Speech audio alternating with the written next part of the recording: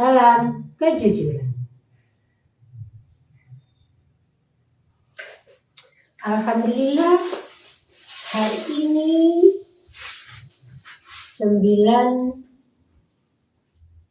Desember 2025 masih diberi kesempatan oleh Allah untuk beraktivitas, beramal ibadah. Kali ini belanja, ini beli kelapa, ini sekitar berapa ya? 7.000, 6.000 atau 7.000. Ini 3.000, ini asam mentah dari buahnya langsung kita memasak. Dan ini asam matang, ini yang sudah matang, sudah diolah. Berapa ya? 3.000, enggak tahu ya, pasti. Ini ada cabai besar dan kecil tambah kencur. Ini kencur ini mahal katanya ya, tapi berapa ya tadi? Kayaknya sak paket dengan cabai-cabainya. Dan daun godong berambang, daun bawang merah. Ini apa ini? Aslinya cuma beli 2.000 dapat 4 saset. Terus total harganya tadi itu 21.000. Susunya 1.000, kembaliannya 1.000 tapi nggak ada. Disuruh ngambil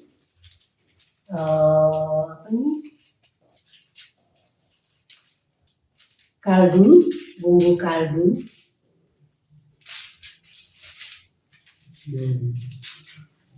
Nih, sama itu aja 3 katanya. 3 bumbu penyedap rasa. Jadi 3. Terus ditambah lagi ini, ditambah 2 tomat. Sama yang jualan 22.000. Alhamdulillah masih dikasih rezeki uang, rezeki kesehatan, rezeki jalan, rezeki bisa jalan pagi. Disyukuri, salah satu bentuk bersyukur. Dikasih uang, dibelanjakan untuk kebutuhan keluarga, dimasak, diolah, dihidangkan dan dinikmati. Itu namanya bersyukur. Tidak hanya sekedar alhamdulillah, tidak hanya sekedar ucapannya saja, tapi dalam bentuk konkretnya kita laksanakan. Kalau ini berbelanja, bersyukur dari rezeki yang sudah diberi, dibelanjakan untuk keluarga, diproses, dimasak, dan dihidangkan, dinikmati bersama keluarga. Begitulah takdir hari ini yang diberikan Allah buat saya. Bisa jalan, berbelanja. Jadi kita di dalam keluarga menanamkan kejujuran. Kita mulai dari diri kita sendiri. Kita tanamkan dalam diri kita sendiri, apapun aktivitas kita, apapun amal ibadah kita. Diri kita dulu kita mulai, baru kepada lingkungan, kemana? Kepada anak. Kita ajarkan sejak dini.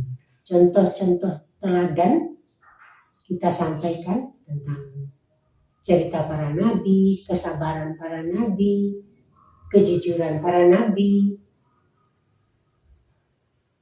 Apalagi nabi kita pernah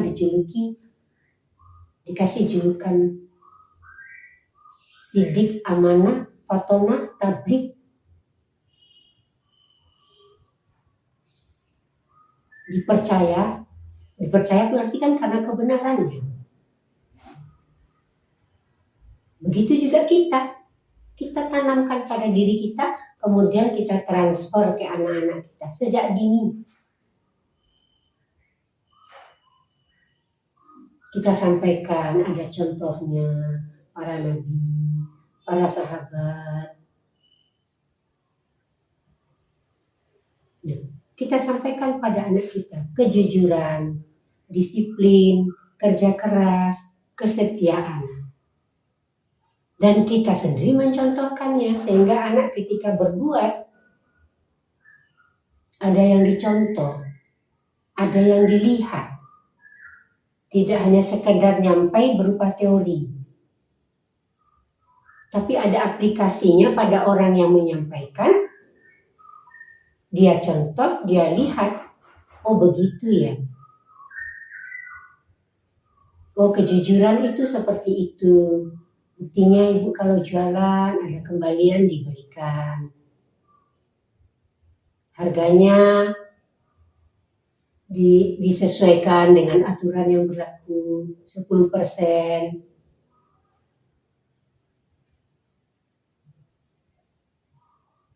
Atau menimbang. Kalau perlu anak diajak, ayo ikut nimbang. Nimbang gula 1/4 kilo, 1/2 kilo, 1 kilo. Diajari caranya. Timbangan manual, timbangan digital. Sesuai kondisi pada saat itu kita sampaikan kepada anak. Dan kita ajarkan, kalau kita di rumah punya alatnya ya kita sampaikan. Nah ini timbangan kalau menimbang seperti ini. Ini meteran, kalau diukur panjang ya seperti ini. Nanti kalau di sekolah kamu kan juga ikut belajar. Bangun ruang, misalnya membuat kerucut. Nanti diajari Bapak Ibu guru, sekian senti kali sekian senti, panjang kali tinggi, keliling, diameter. Nanti belajar di sekolah. Nih ini namanya segitiga seperti ini. Bentuknya segitiga itu begini. Tunjukkan ke anak. Ini ada ukurannya. Jadi seperti itu kalau kita jualan pakaian, jualan yang pakai ukuran meter, ya harus diukur sesuai yang diminta, sesuai yang dijual. Kalau 1 meter ya sama 1 meter, 100 cm, 1 kilo, 1000 gram. Ya kalau nanti kamu ingin jadi pedagang, ingin jadi penjual, ya harus begitu. Sejak kecil kamu sudah belajar berdagang, lihat ibu jualan. Itu kita tanamkan ke anak-anak kita begitu. Sehari-hari. Kadang namanya anak-anak kan juga membantu. Bisa saja dia sudah punya pola pemikiran sendiri, usianya bertambah, proses pendidikan di sekolah juga ada. Bisa saja dia protes dan kita jelaskan. Dan kita berikan contoh sehari-hari. Contoh bukan hanya contoh dari diri kita sendiri, contoh dalam keyakinan kita, contoh dari para nabi. Kita sampaikan. Kita ajarkan anak-anak kita ini nilai-nilai kebenaran yang bersifat universal. Ingat loh ya, hidupmu tidak selamanya, ibu juga tidak selamanya. Suatu saat akan mati. Contoh, orang tuanya ibu, neneknya ibu, bapak sudah tua, bahkan ada yang sudah meninggal. Nah, tumbuh generasi baru, ya kamu ini. Nanti ibu sudah tua, meninggal, kamu sudah semakin dewasa, akan hidup, berumah tangga. Seperti ibu ini namanya berumah tangga, ada ibu, ada bapak, suami istri namanya, nanti dia punya keturunan, alhamdulillah dirawat dengan baik seperti ini, seperti ibu merawat kami. Kita ajarkan kepada anak-anak kita, mulai dari kebersihan, kejujuran, kebersihan, kesabaran, apapun dalam kehidupan berumah tangga itu ditanamkan dulu kepada anak-anak kita. Dimantapkan anak kita, bukan setahun, 2 tahun, bertahun-tahun. Bahkan sudah dewasa pun kadang dia memprotes. Karena pertambahan ilmu pengetahuan, pendidikannya. Ya kita jelaskan. Yang penting nilai-nilai kebenaran tidak akan pernah berubah. Apapun ilmu, setinggi apapun pengetahuanmu, teknologimu. Tapi kamu tetap berada pada kejujuran, disiplin, kerja keras, kesetiaan. Jujur bekerja, optimalkan waktu kerja, habis bekerja pulang dengan keluarga, dinikmati masa istirahat bersama keluarga. Kita hanya hidup fana, ada batas waktu. Maka dinikmati selama waktu masih ada, dinikmati bersama keluarga. Hidup di bumi ada batasnya. Selama masih ada waktu, kita nikmati dengan keluarga kita. Jagalah dirimu dan keluargamu dari siksa api neraka. Ya Allah, kumpulkan kami kembali di kehidupan kedua nanti sebagai satu keluarga sebagai penduduk surga. Di bumi kita tunjukkan kita itu satu keluarga utuh, kompak. Di dalamnya ada demokrasi, diajarkan kepada anak-anak bagaimana mengeluarkan pendapat, berpendapat, berdiplomasi, memberikan alasan-alasan terhadap satu tindakan, satu keputusan.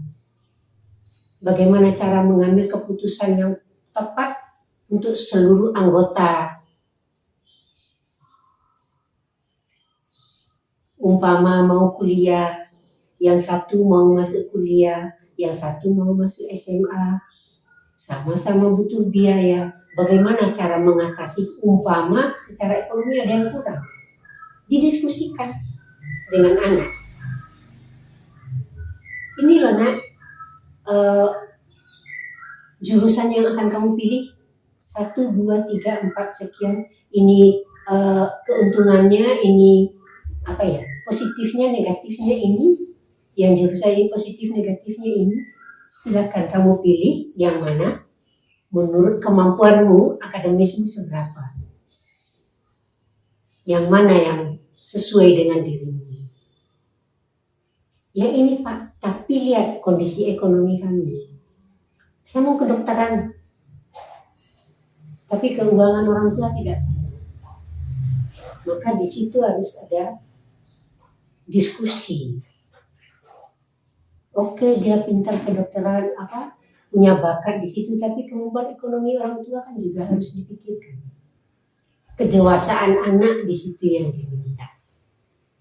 Apa nggak ada yang lain selain kedokteran? Kan kedokteran nanti itu kamu butuh alat khusus tersendiri, tidak boleh pinjam teman, tidak ada di perpus, harus dimiliki sendiri per individu. Alat-alat khusus kedokteran. Biasanya harganya mahal. Sementara ekonomi kami seperti ini, bagaimana menurutmu kira-kira? Mungkin ada jurusan lain yang ya bisa nyambung dengan pribadimu, dengan bakatmu. Jadi diskusi, karena bagaimanapun nanti ini adik juga mau masuk SMA, ada beli seragam, beli yang lain-lain. Oke lah, ini bisa nanti adik bisa kita rundingkan dengan pihak sekolah, mungkin tanggalnya bisa dimundurkan, tanggal pembayaran misalnya. Jadi diskusi semua. Dan nanti kamu juga gitu semester 2 ada namanya pengajuan banding UKT, pengurangan SPP. Coba nanti kamu cari informasi-informasi, umpamanya anak sudah keterima, ada. Jadi anak itu disampaikan ada loh nak informasinya nanti ini. Dan itu semua didiskusikan dengan anak. Tidak diputuskan sendiri oleh orang tua. Tapi sejak kecil, cara berdiskusi, cara mengambil keputusan, cara bersikap, berbicara, itu sudah kita tanamkan sejak kecil kepada anak-anak kita.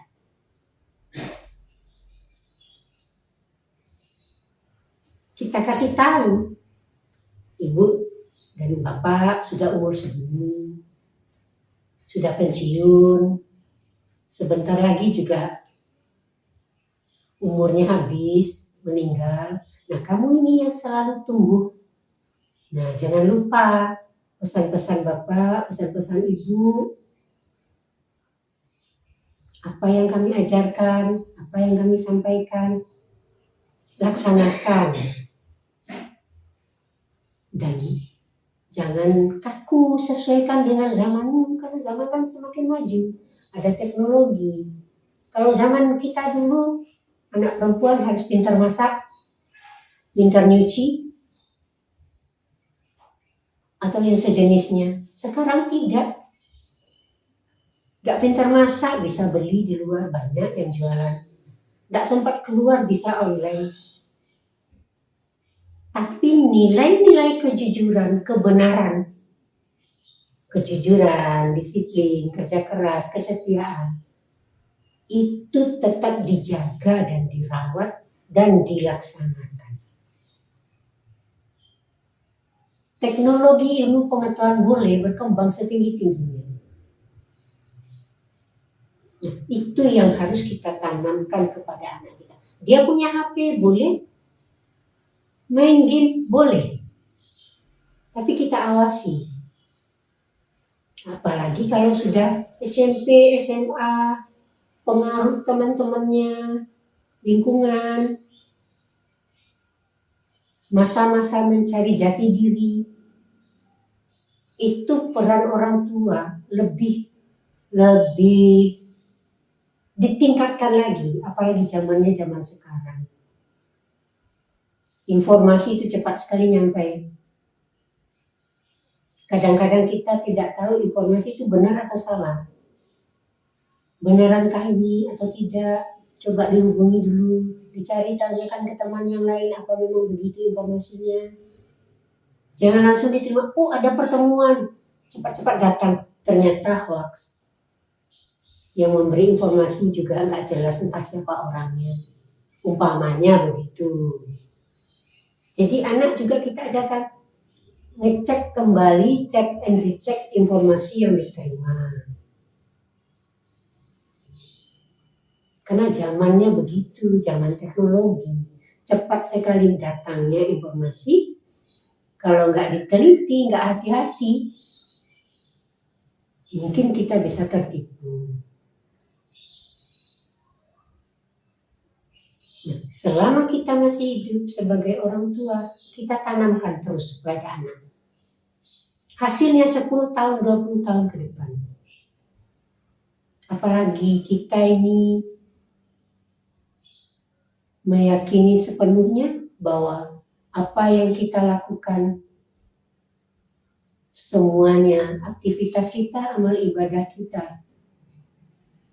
segala sesuatu berasal dari Allah, kembali kepada Allah, dan dipertanggungjawabkan. Allah sudah memberi kita nasib, takdir, garis tangan sejak kita di dalam kandungan Begitu lahir, takdir kita terjadi, berjalan terus sampai batas waktu yang ditentukan. Semua itu atas kehendak Allah. Sudah diberi takdirnya sejak dalam kandungan. Tinggal kita melaksanakan. Terlaksana, baru bisa kita baca. Terlaksana hari ini, saya berbelanja, beli sayur, sambil jalan pagi, bisa saya baca. Dan bisa saya sampaikan, tadi beli ini, beli ini, beli ini. Itu namanya takdir. Sudah terjadi, baru bisa kita baca. 1, 2, 3. 1, 2, 3, 4, sekian bahan yang saya beli. Harganya sekian. Belinya di sana, sambil jalan baru 100 langkah. Sudah nyampe di tempat belanja. Orang di sana banyak, ramai ibu-ibu yang beli. 1, 2 juga ada yang laki-laki, bapak-bapak. Yang jualan bapak-bapak, kadang dibantu istri. Jadi bisa bercerita, sudah terjadi. Kalau belum terjadi, ya nggak tahu. Besok saya belanja lagi, saya nggak tahu kondisinya akan seperti apa. Apakah ada ibu-ibunya, istrinya, dia dibantu oleh keluarganya atau tidak. Nggak tahu, kan belum terjadi. Yang sudah terjadi ini yang bisa kita baca. Begitu terus setiap hari. Nah, menjelang malam, introspeksi kegiatan apa yang sudah kita lakukan tadi sejak pagi sampai mau tidur. Introspeksi, munculkan kembali tadi pagi, ya Allah, dari pagi sini sampai siang, sampai sore, sampai malam dan mau tidur, ini yang saya lakukan. Diintrospeksi, dilihat kembali, diputar ulang apa yang sudah kita laksanakan. Kalau ada yang salah, dibersihkan. Istighfar, mohon ampun kepada Allah agar tidak lagi mengulangi kesalahan yang sama. Kesalahan kita diampuni, yang tadi diampuni, tapi tidak akan mengulanginya kembali. Kalau yang baik dan benar, berdoa semoga diterima Allah sebagai amal ibadah.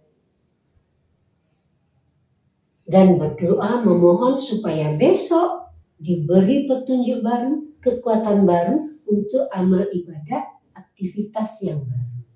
Begitu seterusnya. Introspeksi diri, laksanakan introspeksi diri, dilaksanakan prosesnya 1 hari penuh.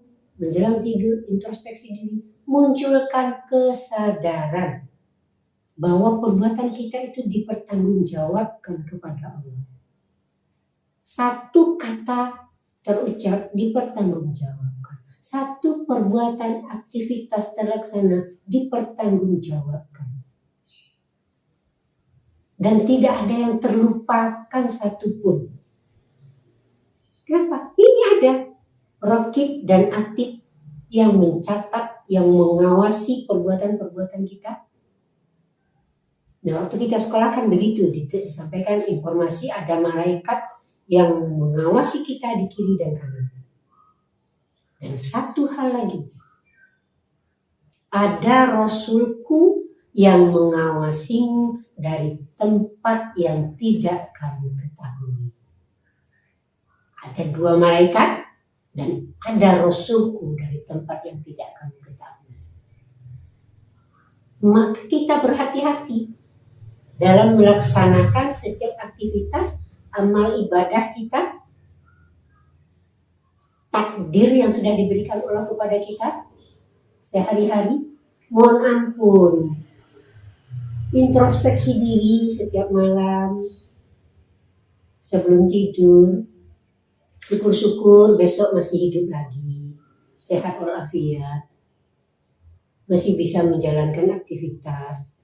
Kalau sudah meninggal, nggak tahu ya, berarti putus sampai di situ panggung kehidupan untuk dirinya. Aktivitas dia di atas panggung di bumi ini selesai sudah. Tinggal pertanggungjawabannya nanti. Paling puncaknya surga atau neraka. Dan itu pun sudah ditetapkan sejak dalam kandungan. Surga, neraka, lahir, hidup, mati, jodoh, sehat, sakit, bahagia, sengsara, semuanya sudah ada. Tinggal ketika kejadian itu mana yang terjadi buat diri kita. Itulah takdir kita. Kita baca kalau sudah terjadi.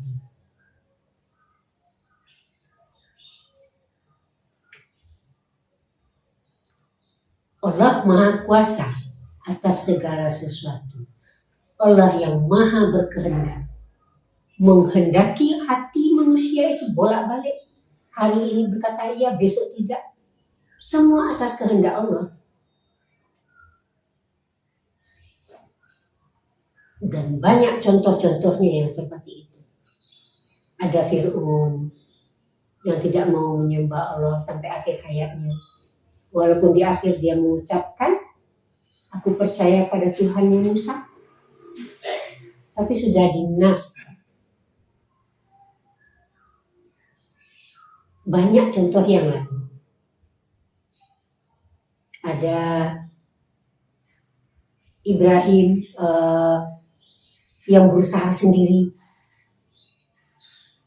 Tidak mengajak teman, tidak mengajak orang lain. Masuk ke istananya Namrud, dihancurkan patung-patung yang lainnya selain yang satu yang besar. Keberaniannya. Ada Yakub ketika anaknya dibuli, dibuang ke sumur oleh anaknya yang lain.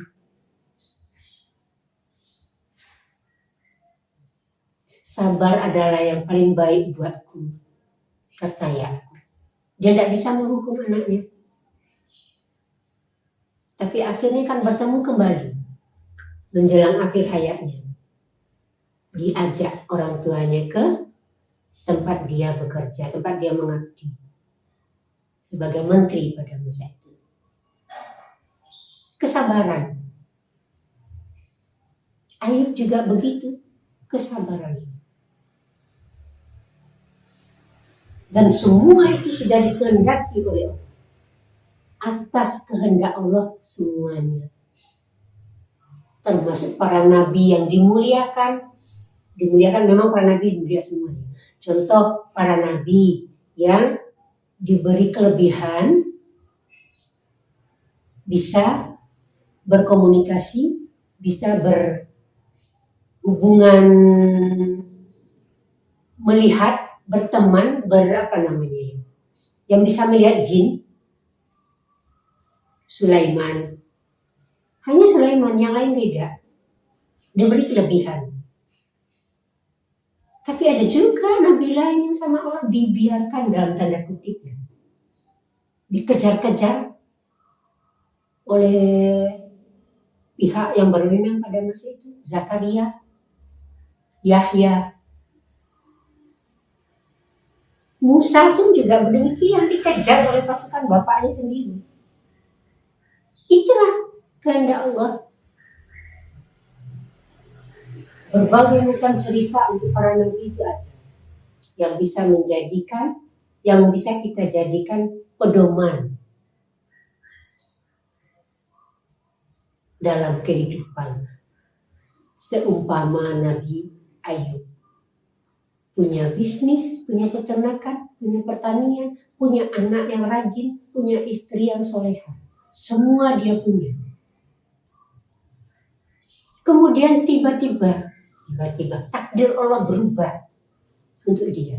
Anaknya satu persatu meninggal. Bisnis hewannya habis. Menurun, bangkrut. Tanaman juga banyak yang mati, tidak subur, habis. Dia pun dapat penyakit. Tapi istrinya masih tetap setia. Sampai suatu saat dia tinggalkan kampungnya. Bahkan istrinya pun dia suruh pergi menjauh dulu. Dan di saat dia sendiri itu, kesembuhannya mulai muncul. fisiknya mulai berubah, tidak seperti waktu sakit dulu kusam, yang total campak, sejenis itu bernanah. Itu kesabaran Ayub, dia tinggalkan, diusir dalam tanda kutip. Ayub, mohon ya Ayub ya, kamu nggak di desa sini, kamu khawatir nanti penyakitmu menular. Ayub pergi tinggalkan, menjauh dari desanya, berdua dengan istrinya, dirawat tetap. Tapi Ayub juga demikian, kamu menjauh dulu, biarkan saya sendiri. Istrinya juga begitu menjauh. Nah, berjalannya waktu, dia tinggal di tempat kita anggap di dusun yang jauh itu, ada sumber mata air, itu yang dia manfaatkan. Masak, makan, minum, mandi, sembuh dari sana, penyakitnya hilang, wajahnya cerah, kulitnya bersih, jadi seperti orang yang baru awet, masih muda, awet muda. Istrinya datang, kamu Ayub. Mungkin istrinya ingat masa mereka mau menikah, seperti apa si Ayub. Tapi karena bertambah usia kan berubah. Makanya ditanya, kamu Ayub? Iya, saya Ayub. Kembali mereka bersatu, kembali ke dusunnya. Dan Allah memberikan rezeki yang melimpah kembali kepada Ayub. Karena kesabarannya.